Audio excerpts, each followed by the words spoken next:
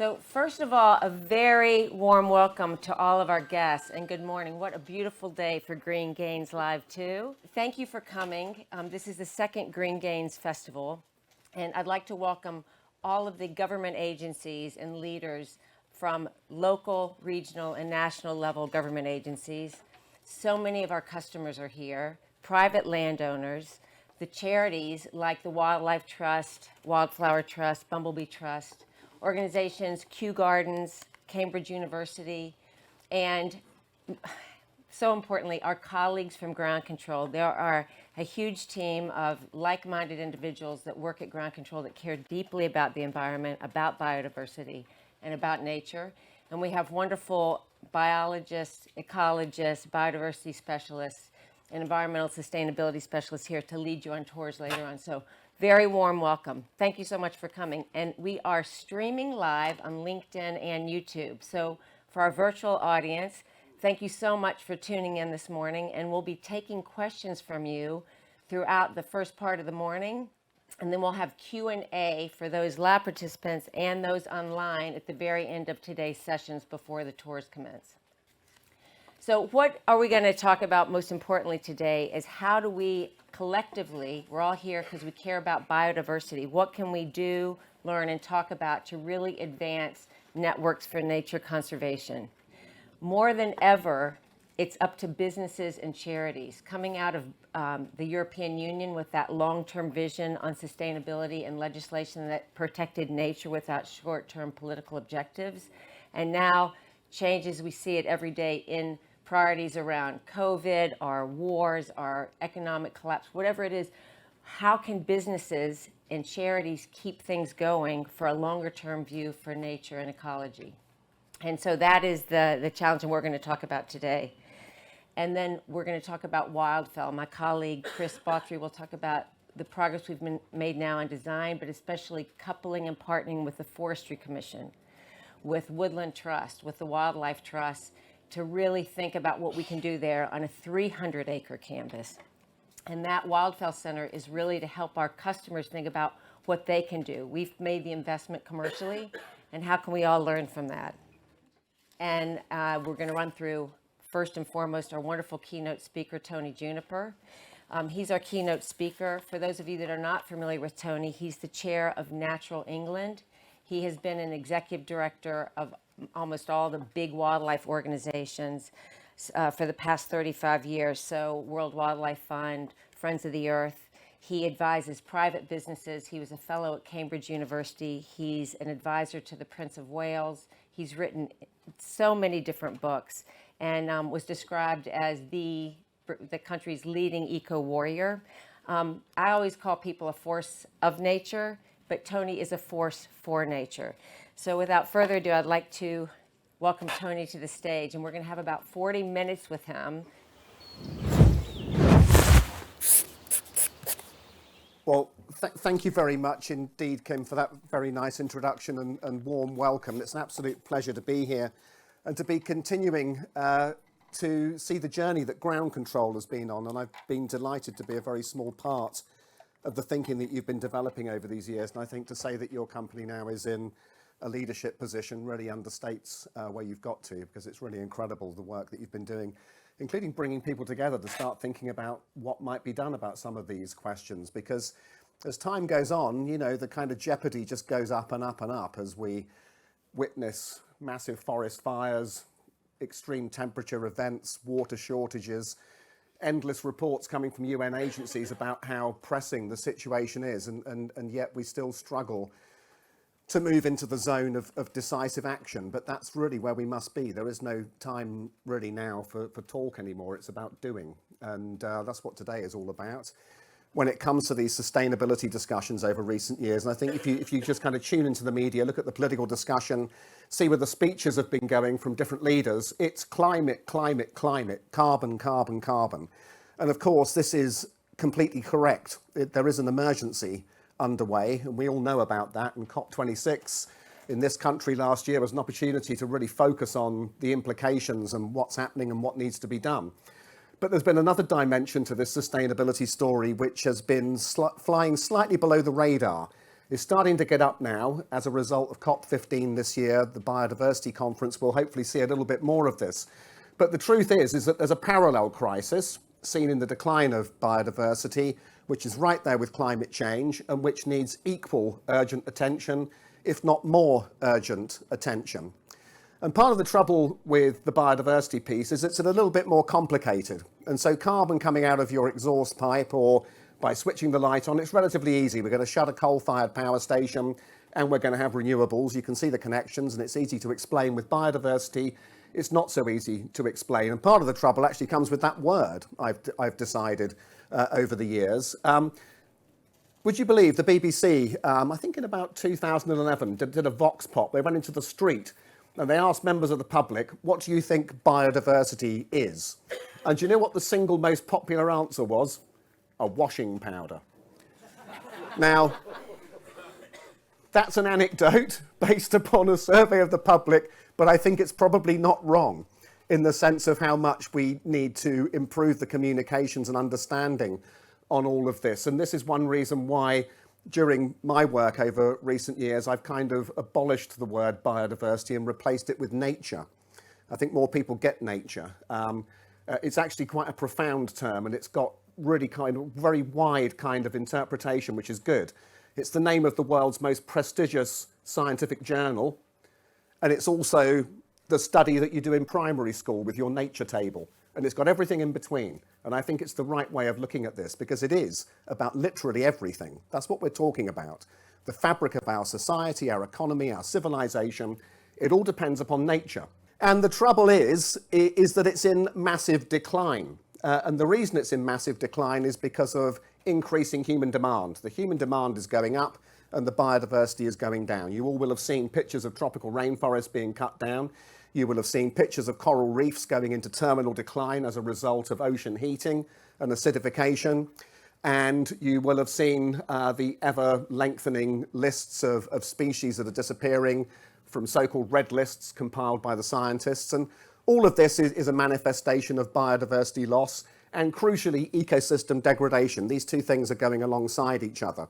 And the loss of abundance is one measure. So out in the countryside here, 50 years ago, you would have seen many more birds and butterflies in terms of numbers. Some of the species have actually gone as well, but you would have seen a decline in abundance. Across the globe, we're also seeing a decline in species as represented by extinction. You know, that's the end. Once something has gone over the edge of that particular point, then it's into oblivion, it's gone for good. And the extinction rate on our planet at the moment is ramping up very rapidly. You can see the curve going like this. It's difficult to measure, unlike tons of carbon, because we haven't even documented the wildlife that shares this planet with us. Probably 9 or so million other species. We've described about 2 million. We're assuming there's 7 million more there based upon what we think we don't know. That's how precise this science is. But based upon what we do know and the ones we're monitoring, and in this country we've got better data than anywhere, we can see it going down. Why should we save biodiversity? Why should we restore nature? Why should we be investing in this? Cost of living crisis, we've got economic growth, we've got to get back on track. Surely these environmental priorities, they're getting in the way of economic growth, aren't they? And therefore we must prioritise progress for the people above the protection or recovery of nature. That's how the political narrative goes. And unfortunately, there is still life in that. I thought a few years ago that the final breath of the idea that we have to sacrifice nature to achieve progress, I thought it was about to die off, but it's still there. It's weaker than it was, but the thought that we have to sacrifice the fabric of this planet's living systems in order to sustain human well-being, people still think it. But actually, the science tells us the complete opposite is correct. If we wish to have a functioning society, economy, and indeed civilization at the end of this century, or possibly even closer than that, then we have to halt and reverse the destruction of nature as a matter of urgent priority. You look out there at all that green stuff has got a very important thing in it. It's called carbon. This planet has carbon-based life forms, and the more we have carbon-based life forms thriving and accumulating carbon from the atmosphere, the less of it is in the air warming up the planet. It's a very simple equation. So the more we can protect and restore woodlands and forests and grasslands, the less we will have to do through energy efficiency, renewables and nuclear and everything else. The interactions between different organisms not only help to suppress disease, also to suppress pests. We've become very used in our agriculture over many decades now to be seeing solutions out of bottles of chemicals, when in fact ecological solutions would help to cut emissions, restore nature and actually improve food security. Many examples from the scientific literature telling us of the value of ladybirds, of lacewings, of barn owls, of songbirds in suppressing different kinds of pests. We need to relearn what our ancestors knew, that actually quite a lot of the answers to food security, they're not in a bottle, they're in a better understanding of how the natural world works. One of the examples I looked at was the case in southwestern China, where during the 1980s they had very heavy pesticide use to try and control various insect pests, and they killed all the bumblebees. And so now, nearly 40 years later, if you go there in the springtime, you'll find the farmers, the fruit farmers, climbing in the trees with a long stick with a feather duster on the end, moving the pollen between the blossoms by hand, because the bumblebees have gone. That's when you can start to see the economic cost of removing some of these bits of the ecosystem. 20 fruit farmers needed to replace the work of one bumblebee nest. We've been hearing a lot about food and energy security lately, haven't we? As if environmental security's got nothing to do with it. I'm afraid it's got absolutely everything to do with it. And the more we degrade the system that's sustaining us, the more we jeopardize the future of our social fabric. It's that simple. I mean, this stuff has been seen as like an environmental issue for all of my career. It's not. It's an economic issue of the most fundamental importance, and we need to start acting as if that were the case, because we have the science.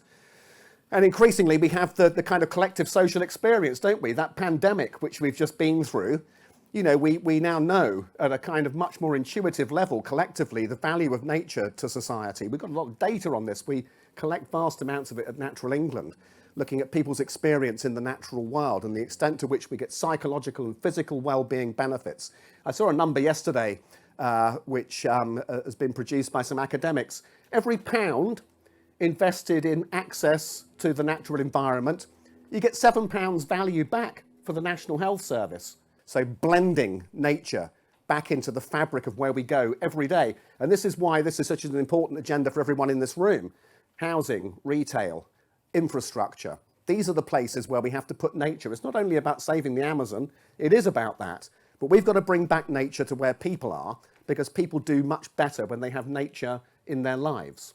And this is something that can be done at the same time as catching carbon, as cleaning up the water, as reducing flood risk, as well as bringing back missing and disappearing species. All of these things need to be seen as part of the same agenda. And this is why at Natural England, we've now embarked on a new phase of our work.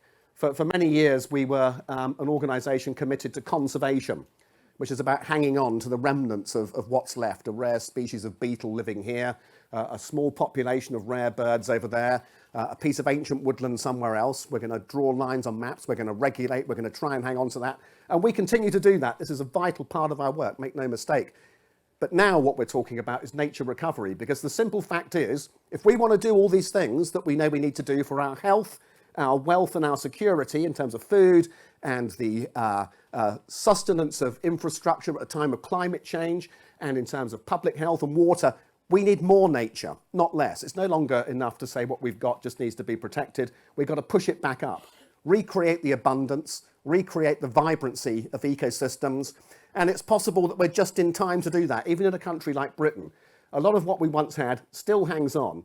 It's now in smaller populations, isolated pockets. And this is why we're now talking about a nature recovery network being at the centre of what we need to do, and to facilitate working with partners across multiple sectors, especially private businesses, but also the conservation organisations, other government departments and agencies, to be able to create a transformation in the health of nature in this country, which is now one of the most depleted in the world.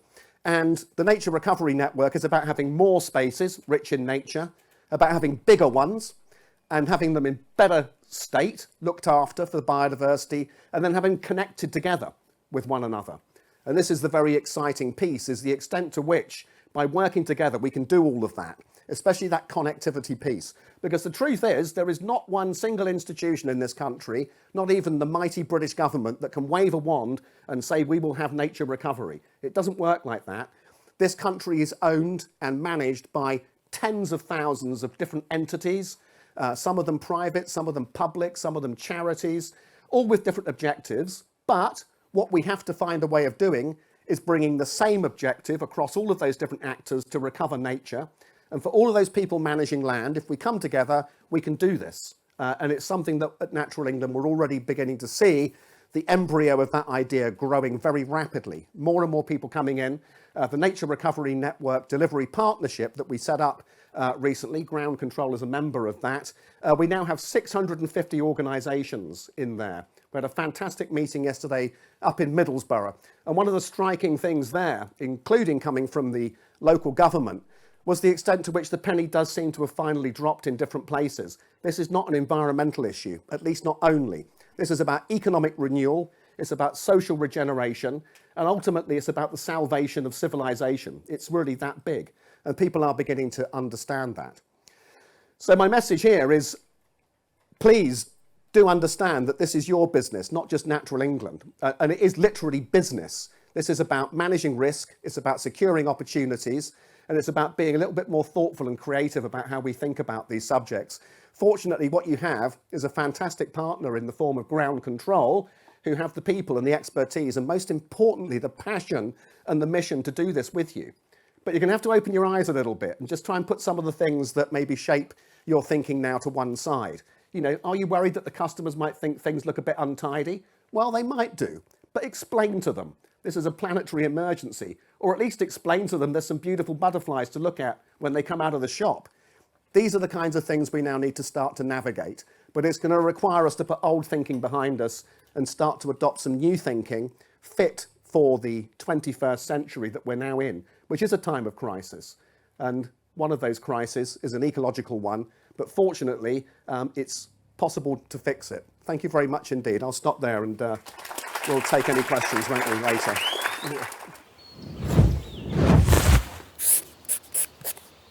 Well, that is an incredibly hard act to follow. Tony, thank you so much. We are here as property owners, many of us, and how does ground control fit into all of this? Well, I mean, we make a lot of money cutting grass, to be quite honest. That's how the business started almost 50 years ago. Vegetation management, grounds management, and we have expanded into a bunch of different service lines from design and build, fencing, EV installation for electric vehicle charging installation, et cetera. But the bulk of the business and how we pay our payroll is based on maintaining the natural environment. While we're doing all that, we have been pushing for years to do that in a different way with our customers who own the land. And that has to be a partnership because we actually are just a supplier at the end of the day. But I see such a sea change that's extremely exciting and heartwarming because now all the messages Tony has shared today, how can we do things in a different way that is better for nature, not just the same old way, which is quite destructive and inhospitable for anything to live on. And so the next part of this morning, we are going to have panelists from Severn Trent Water, from Lower Thames Crossing, which is the highways agency, our very own Chris Bawtry, who's been with Ground Control for over 20 years, first as a landscape architect, then as running our design and build business up to 30 million pounds, and then retrained as a forester and now does woodland creation and is the brains behind Wildfell and on the execution side. We have guest appearances from Make It Wild, Helen Neve, who is, I think, in the hospital, prayers are with her, who can't be here, but she's beamed in, and also Liv Garfield, the CEO of Severn Trent Water, who is such a leading force. Tony's a great advisor to Liv. Ricky's here from that. So I'd like to welcome our panelists up on stage right now. What is really exciting, Ground Control is this glue. So we have the businesses that we run, but we touch 55,000 sites throughout the UK for our hundreds and hundreds of customers. And not only can we do the things they need us to do for health and safety to keep infrastructure running, but we can help advise them and work with them on nature's recovery. So I'd like to introduce Matt Palmer, the lead executive on the Lower Thames Crossing. Ricky Dow from Severn Trent Water is leading everything on the environmental initiatives around the Commonwealth Games, and he's going to talk more about that, and Chris Bawtry.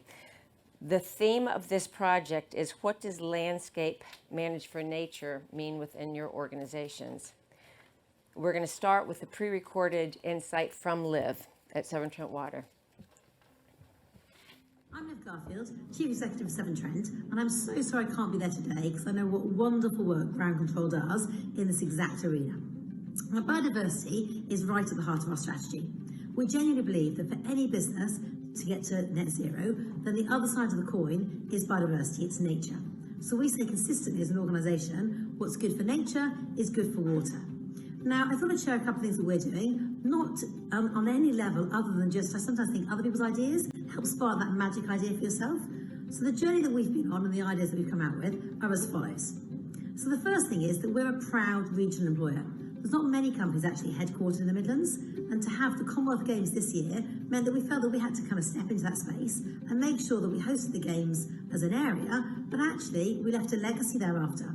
And that's why we committed to work with the Commonwealth Games Partnership to create an ongoing legacy of 2,022 acres of trees. Now, see what we've done there, 2022, and we're well on track with doing that.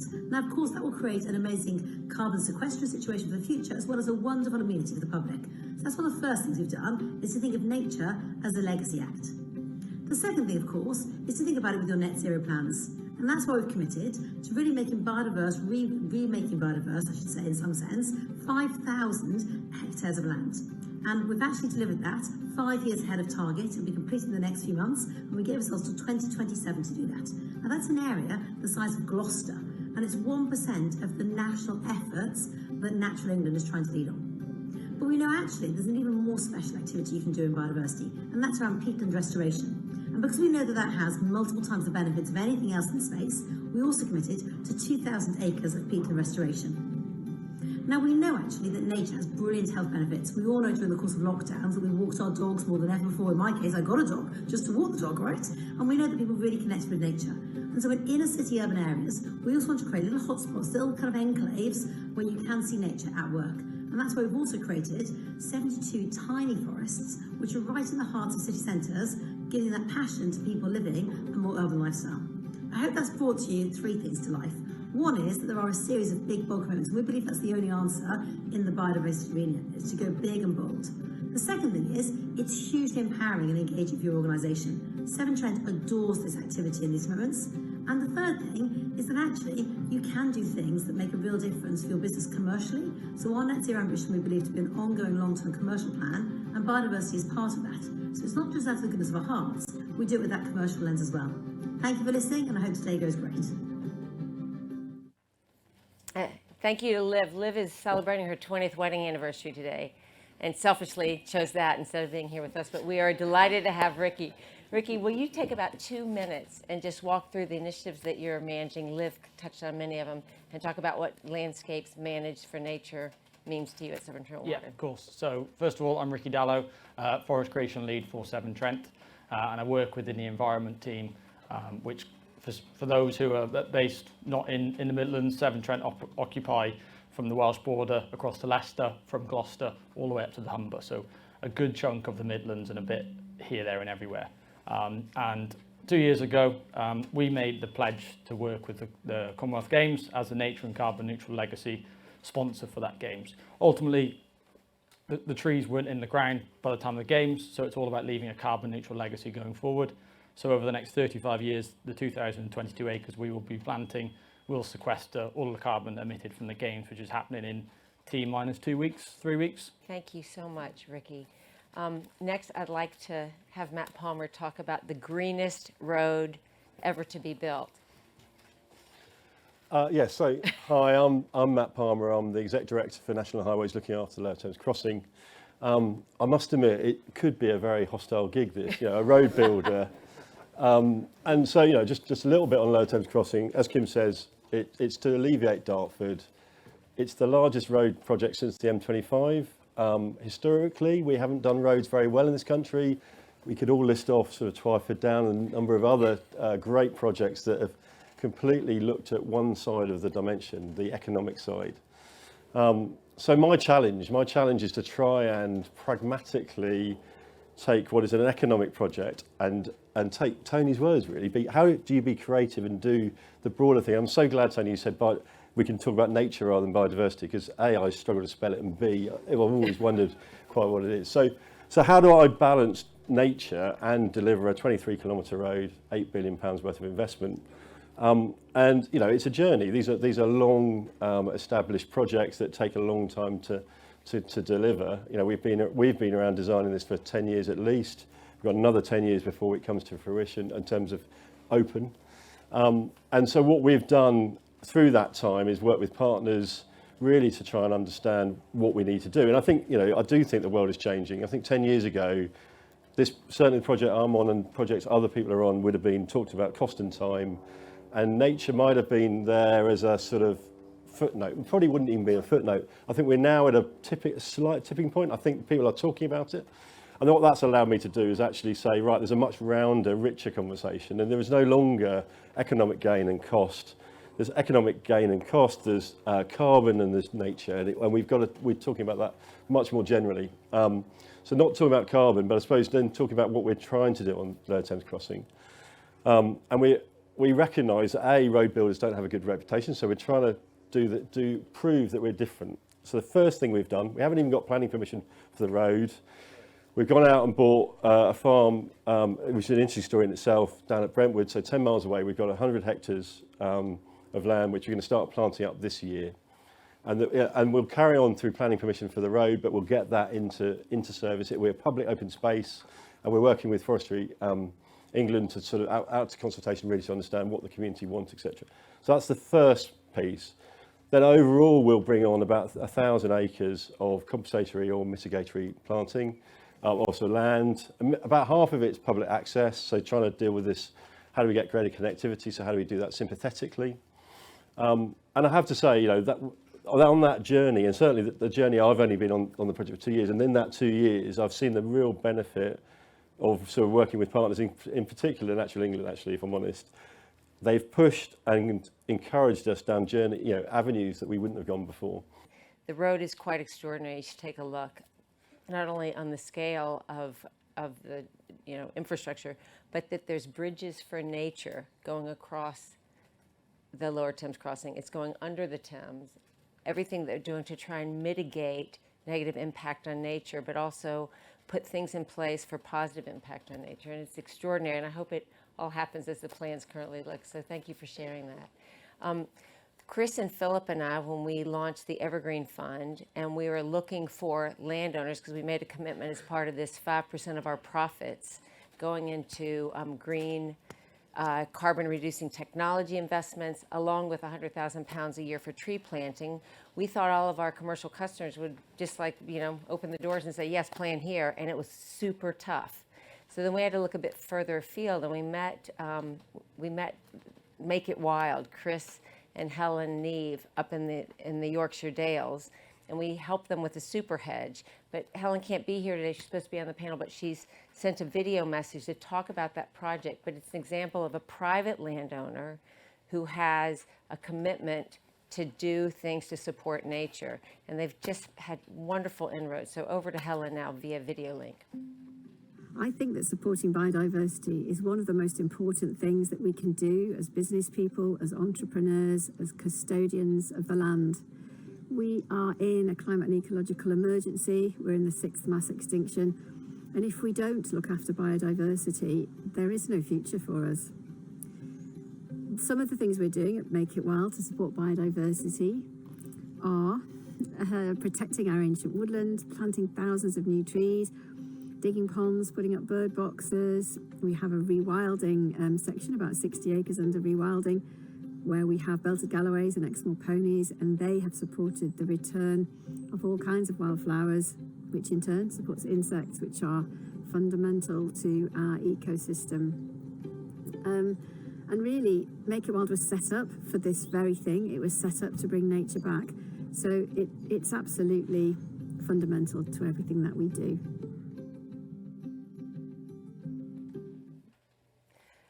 Helen and Chris have been living this dream for 15 years. They were a very successful entrepreneur in Chris's case and in Helen's case, a doctor.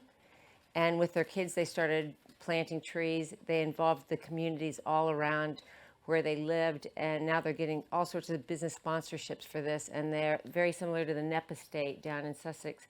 They are raising considerable income off the tourism of Make It Wild. So yoga retreats, willow fence making projects, woodland walks, meditation, etc. Because that impact on humans is so vitally important. Finally, I'm delighted to have Chris talk in an air-conditioned, well, not air-conditioned, but a cool space, a bit about what we've done here and also about the Wildfell Center for Environmental Recovery. Chris. Thank you, Kim. Good morning, everyone. From ground control's perspective, caring for our environment is our core purpose. So we're absolutely focused on that and dedicated to driving that through. And part of our strategy is to enhance nature wherever we can. And we're very fortunate as a business to be operating in an area where we're delivering landscape management across a number of sectors through our GM business, through our utility, Arb Rail, and also creating new landscapes through our design and consultancy business. And in terms of what we're doing as a business, I see us delivering in three main areas. The first of those is working with our clients. So we're very fortunate to have a huge range of clients. We're working with Ricky on the tiny forests and the legacy forests. We're working with Network Rail on their biodiversity projects, National Highways with their pollinator partnerships, pollinator corridors, sorry. And also we've just finished a project with Tesco, a national tree planting project. So it's great to have that influence and be able to help those customers deliver on the ground. We're also, as Kim mentioned already, we're investing through our Evergreen Fund. So Helen and Chris's Make It Wild was an early investment. We're supporting the Essex Forest Initiative, obviously Essex-based tree planting. We're working with the Cotswolds National Landscape and also supporting Highlands Rewilding, two really fantastic projects up in Scotland. And the third area is what I call our own projects. So it started off with Little Cowbridge Wood and Little Cowbridge Grange, so 35 acres, 35-acre site where we're really focusing on green gains. We've got our 22 acres of new woodland that we've created, but also really looking at all those opportunities for biodiversity, or should I say nature recovery, around the site. And also sort of really excitingly is our flagship scheme up at Wildfell. So the 300-acre site that we launched this time last year, which is our centre for environmental recovery. And just to give you a quick update on where we are with that project now, we're finalising our designs for the scheme. So we're looking at 120 acres of woodland creation, so new, predominantly broadleaf woodland. We've got 100 acres of habitat creation, so looking at really building on the biodiversity and delivering biodiversity net gain in a measurable way. And also bringing the 55 acres of woodland, existing woodland, back into management. With Chris and Philip and I, we have our weekly meetings when we launched the Evergreen Fund, and now they're monthly and occasionally around updates. But for years, we sat on the ground control board talking about revenue, like what are we making, what are we getting paid, how are we growing, and now we talk about, okay, how much are we spending? And it's so exciting. There are even more exciting conversations on what we're investing for nature. We bought a 300-acre farm that, wasn't inexpensive to do, but also all the investments that we're making to plant trees for others on other pieces of property, along with what we're doing there. And it feels great. This is a very diverse panel in that you have, we are a private commercial company. We're privately held, and because of the values alignment, we can do whatever we decide to do. With Severn Trent Water, there's a wide range of shareholders, and they have different pressures. A government agency, Helen and Chris. So there's a wide range of people, but all looking towards the same things. When you're designing something from scratch, so this is a question for Matt, how can you really think about nature in a different way we're all trying to reverse engineer, like what can we do to mitigate damage that we're doing? I mean, when you're starting from scratch, what can you do? 23 kilometres of road. This is not an insignificant road. It's 3 lanes in each way. It's 60 metres wide. It's quite a scar. And so we've stood back and said, okay, so how do we, first off, minimise carbon? Well, the way you do that on a big road scheme is you pick the material up you need to move out of the way, and you keep it on site, so you keep it close. So actually, of our road, 80% of it is below ground or behind bunds. So what that then does from a nature perspective means, A, you can't see the road. We are often criticised actually for not showing true photographs or portrayals of the future of the road. The reality is you can't see it. And by the way, when you drive down it, you can't see off it. So it's not, this isn't built for the drivers. It's built for the community around it, built for nature around it. But we have sort of 6 of these large crossing bridges, the largest being 80 metres, which is all about connectivity between existing woodlands. And it's probably the best we can do. You've got a 60-metre wide road. How do you make sure that invertebrates, dormice, etc., bats, all cross it? So we've got a football pitch wide bridge that horses will be able to ride over without noticing the road below, where you would have trees and you'll have a cycle path and you'll have a small country road going next to you. So we'll have 10,000 people at peak, 22,000 people over the life of the project. And if we can leave a legacy in their minds of actually how important nature is and how nature and construction come together. I've been in construction 30 years. I can tell you it doesn't come together in many people's minds in construction. So if I can leave 22,000 people understanding that no longer is it about cost and time, it's about cost, time and sustainability. And that's what we're trying to do. Ground control, we've always said we put people at the center of everything we do, care for the environment. It was sort of messy, and our new team that's running the business now put it together so succinctly, human nature, because it's all about people and planet. And when those are working harmoniously, what a difference. Ricky is my next question specifically for you. So that, for everybody that is in business here, what is the return on investment? This does cost money, but what is the return on investment specifically for Severn Trent on these wonderful initiatives you're doing around the Commonwealth Games? Yeah, no, it's a good question, and I'll add another catchphrase is that, as Liv alluded to before, what's good for nature is good for water. And at the head of our supply chain is the water, which we all drink, we all use, and it's our core business model, as we all pay bills, and that's our key business approach. For us, we've got to listen to our regulators, our shareholders, and also looking at what our customers want. Aside from cheap bills, what else do they want us to do as a regulator, as a landowner, as someone who can potentially bring a lot of parties together to make sure that we can deliver anything around nature and improvements around there. So for us is that for every £1 we spend on nature, we will have a significant saving back on chemical reduction, water quality issues, leakage reduction, which in turn then leads to a better or a easier to get net zero and pass those cost savings on to our customers as well. I'm going to answer the question I just asked Ricky for ground control.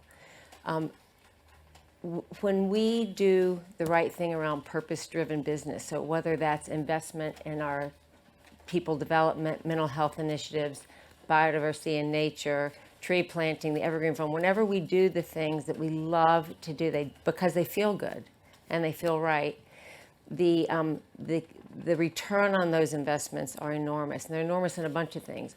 One is we're able to attract the very best people. We punch so far above our weight in attracting world-class talent to join a little landscaping company based in Billericay, Essex. I mean, go figure. So and again, everyone that's here today, thank you for joining us on this journey, but it has made all the difference to focus on purpose over, practice. And the second thing is, and is just as important, is our customers. We've only ever won work on price for years and years. I mean, this business is running almost 50 years. We won because we were the lowest price provider, including our customers in this TP and online today. We are now increasingly competing for work based on values, not value for money, because our customers care. They care about doing the right thing around how people are treated, health and safety, mental. especially how we're treating the planet and how we're interacting with nature. And what a sea change and how exciting.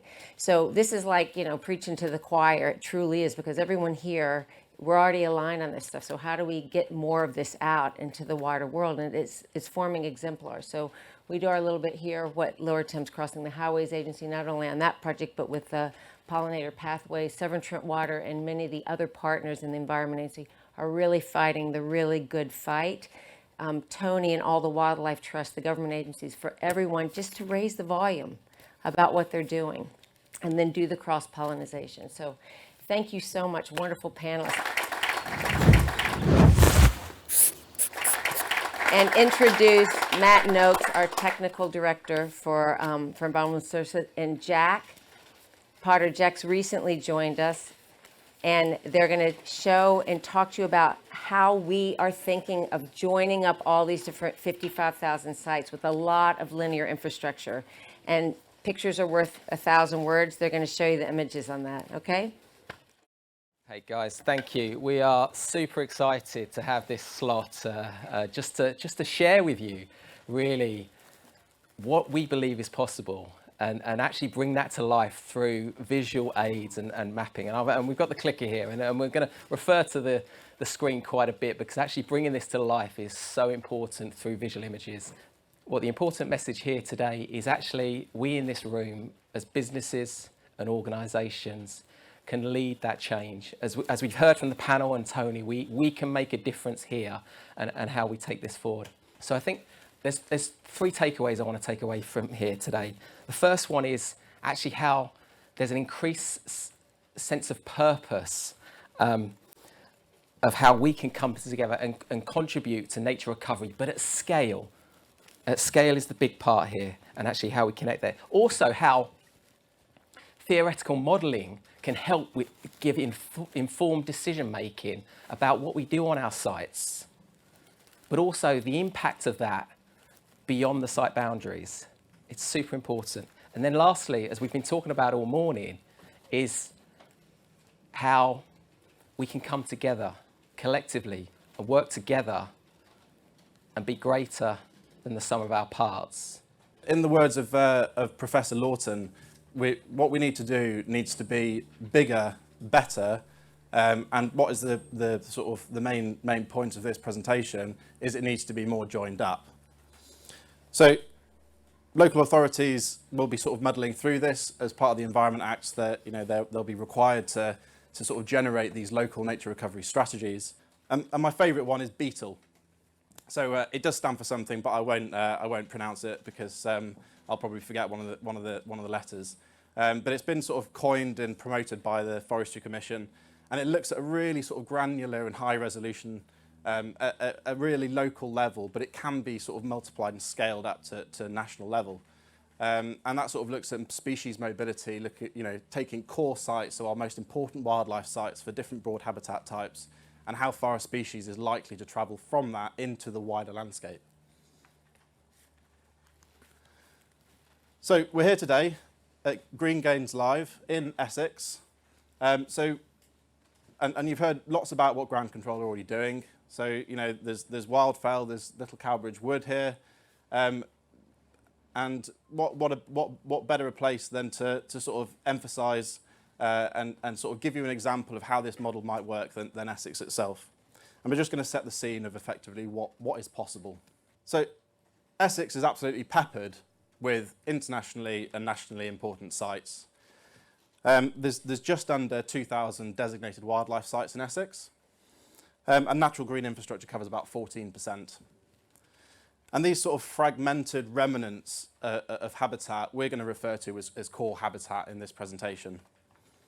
And these are the sites that we effectively need to expand and build on to allow them to sort of overspill into the wider landscape. A common thread running through a lot of the literature and studies that have happened in the last couple of decades is that everything needs to be more connected. That's what we need to actually do. And that will enable species mobility between sites. It increases genetic gene pools, which in turn effectively increases the resilience of the landscape. So this is where the exciting bit comes in, and this is actually where the real journey begins for people here here today.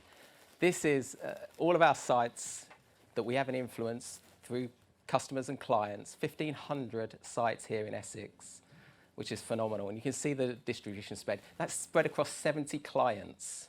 There's a huge footprint to start to build this community and how we can come together for a greater good. But let's go further on to that, and we start adding on the road networks. And this is the road networks and the infrastructure at highways level. This isn't looking down at local level.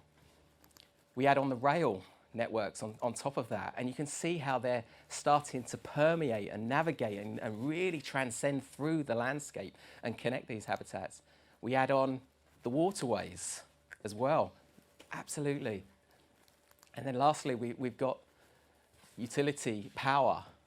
And you can really, it builds a picture. And I think, look, this image is the image that really brings it to life. And you can see the scale of the opportunity if we absolutely come together and collaborate and work together to connect habitats.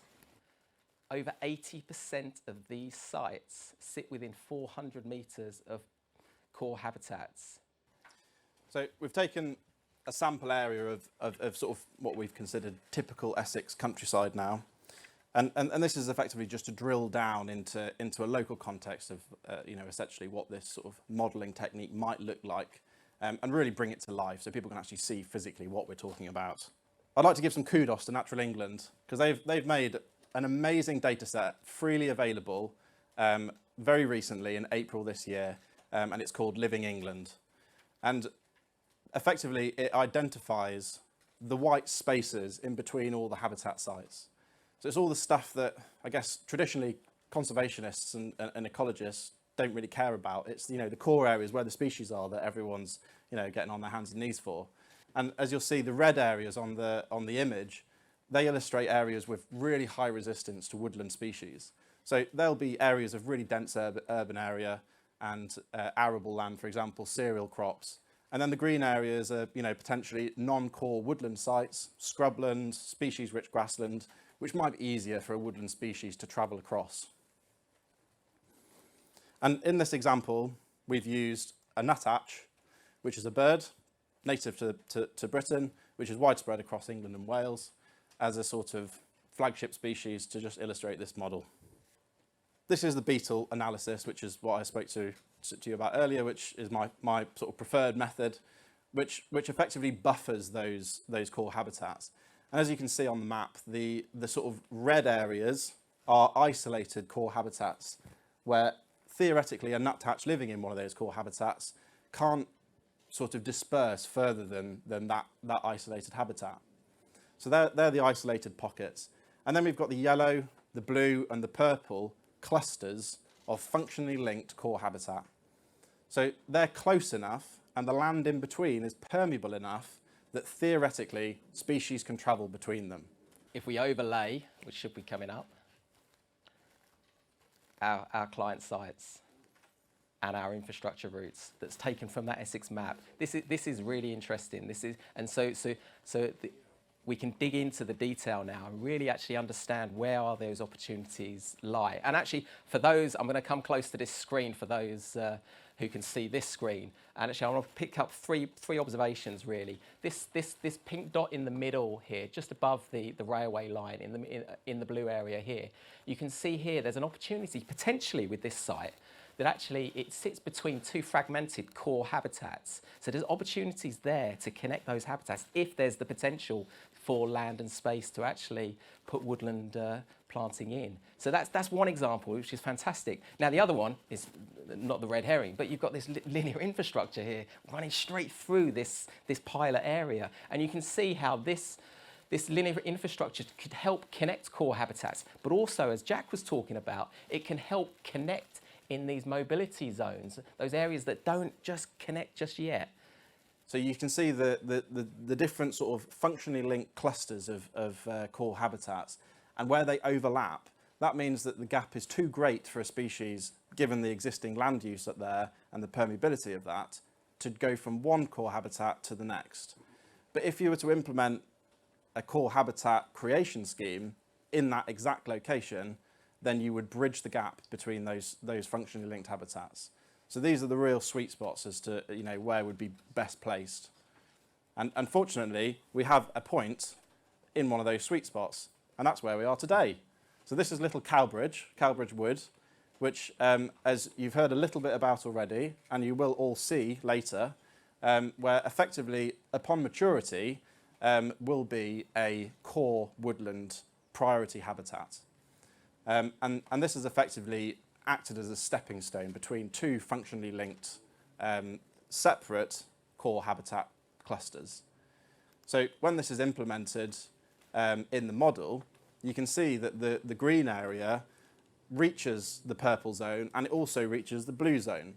So those are now, once that's implemented, actually functionally connected. And it's a snapshot example of how one client site can be more than the sum of its parts, looking beyond its own ownership boundary, tying into the wider landscape and to other client sites as well, to have more of a meaningful difference than just, here's our site, we can do this. It's looking beyond that. We've shared with you, as a very quick snapshot today, of the opportunity at a local level. With the client sites, the infrastructure reach, there's real opportunity to collaborate here. We've also then gone on to show actually how theoretical modelling can help drive decision making on your sites that can actually have a bigger impact and a more connected impact at scale. But then, look, it's been mentioned this morning, Kim mentioned it a minute ago. Let's look at what that really looks like if we scale that up. And that's just a picture of overlapping dots, 55,000 sites. And we are talking about Essex, which sits in the very corner of that site. And if we scale up the opportunities we said on that pilot onto the national scale,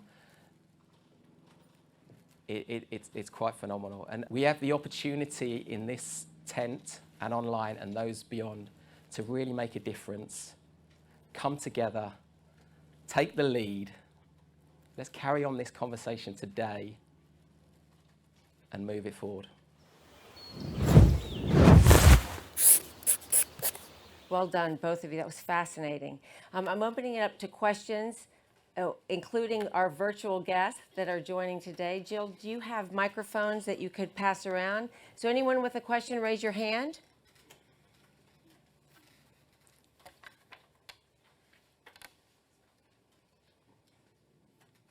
Hello, thank you. Archie Roggles-Bryce, Plainswell Estate.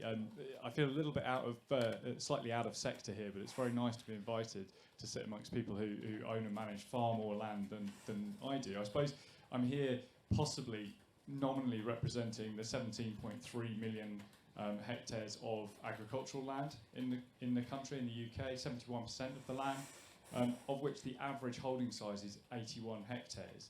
Now, looking at the opportunities that have been mapped out there, variously described as white space or highly impermeable habitats and things like that, there does seem to me a huge opportunity for the people in this room and the people in my sector, perhaps through organisations like the Farmer Cluster that we're pulling together, I guess my question really is, how do we then bring that together? Because there's a huge amount that needs to be done for my sector to learn from all the people in this room as to how do you make those business decisions and the return on investment that you so clearly outlined for your sector. It's a much harder argument to make in the private small landowner sector and the farming sector. So I guess I throw it open to the expertise in the room as to how do we solve that problem? How do we take the learning and the expertise that you guys have got and deliver this across 17.3 million hectares? Well, I'm going to pass this to Tony. Thank you, Kim. I'll just say that was amazing, Matt and Jack. That's an incredible piece of work you've done there, and is exactly the kind of thing that relates to Archie's question and the extent to which we go beyond that being, your clients, and it's fantastic that you've done that, but to make it something which is the entire landscape, including the people who are not ground control clients. But the fact that you've done that is an amazing start, because then it's a way into the community that Archie is in, which is the farming landowning community, producing food, trying to do nature recovery. And if you can blend that group in to what you're doing, then it just goes to another level again. And so this is the opportunity we've got over the coming couple of years. Because in that Environment Act that you put up there earlier on is a new government requirement for every county in England to produce a local nature recovery strategy. So that's the law, it's coming. It's just presently going through secondary kind of refinement of rules and regulations. But that will be the template that we will be able to use in Essex, in Suffolk, in Cambridgeshire, in Northamptonshire. Every county in England is going to have to do one. And there will be two things that will make these things work. So one is information and data, and the extent to which we can paint that picture. And what you just showed us is incredible. That's exactly what we need in order to be able to say, actually, don't put the woodland there, put it here. Don't restore the grassland there, do it here. We need a string of ponds here. We need to rewild that river valley, and these are the places to put beavers back. All of that can come from that kind of spatial analysis. So that's one piece we need. And actually, there's another government programme underway now, and Natural England very much leading that. It's called the National Ecosystem and Natural Capital Assessment, or words to that effect, isn't it? We got a big science team working on that. And so that's going to be refining the kind of data that you've already been using. We're going to go deeper and refining that further. So that information and data piece is critical. But then the next piece is going to be the quality of the interaction between all the different actors who can make a difference. And so the farmers, the companies who've got land next to a retail park, the infrastructure providers, rail, road, water, bringing all of them into a meaningful conversation where they can actually see what they can do based on that data. And so that's where Natural England will be supporting local authorities to try and make that happen. And we've got 40 new colleagues, haven't we, coming on stream soon. And Jack and Matt, I'm just thinking maybe, you know, if you could show that presentation to those people who are just about to join us, that would be a fantastic way of giving them some energy and see what's possible. Because that was really brilliant. So that's the answer, I think, Archie, is those local nature recovery strategies and then engaging people in that. And so in your community, county level NFU, CLA, you know, that's a way of galvanising those members, one would expect. And, you know, the farmer clusters that are popping up in different places, another way in. And local, the local nature partnerships, Simon is here, Simon Lister from the Essex Nature Partnership. You know, that there are institutions at county level. It's a happy coincidence that the wildlife trusts are organised at county level as well. So there's various kind of layers of you know, partnership building that could occur once we can see that picture laid out so clearly like that. I'm Deb Davies-Tutt. I work and own Ashwell's Reclaimed Timber, which in essence we reuse the rainforest material that's already in this country to try and reduce any more coming in. We also own a site, so I suppose I'm bringing the conversation to a more layman type question. Our site backs onto some fenlands, so what practically could we do to try and introduce all the wonderful things you've been talking about today? John, I don't know if you know anything about that part of the county and can give any reflections on what might be the thing to do there. So basically this is about how you might interact with people who own land next to you, is it? Yeah. For very kind of, you know, local knowledge like that, you know, it's often, you know, sort of Natural England representatives, Wildlife Trust representatives, you know, or some of the local naturalists. There's always a lot of Yeah. ideas and thinking out there about what might work, and looking at other good examples. And I just also wanted to make a plug for the local nature partnership. As I said, we've only been going 4 months. We're one of the newest local nature partnerships in the country. But what we want to do is continue the conversation that has started in this tent, because it is a partnership. And so it is a mix of business, of farmers, of statutory agencies, of the NGOs, all those, and communities. I mean, there's some terrific community work going on in Essex, but we need more of it. We're going to wrap up with just some things. If you have taken things away on how you can use your property in a positive way for nature to connect networks for nature conservation, if you've taken away what you can do to help cross-pollinate and share this information, share more loudly what you're doing, turn the volume up, just please do it. If you heard somebody say something and you want to learn more, reach out. Just get the conversation going and keep it going. And I just think, you know, change for the future, for our own well-being. If you don't care about it, for your own well-being, there is such a direct direct and vitally important link. So thank you so much for your attention. Thank you. Warm applause for everybody. Thanks.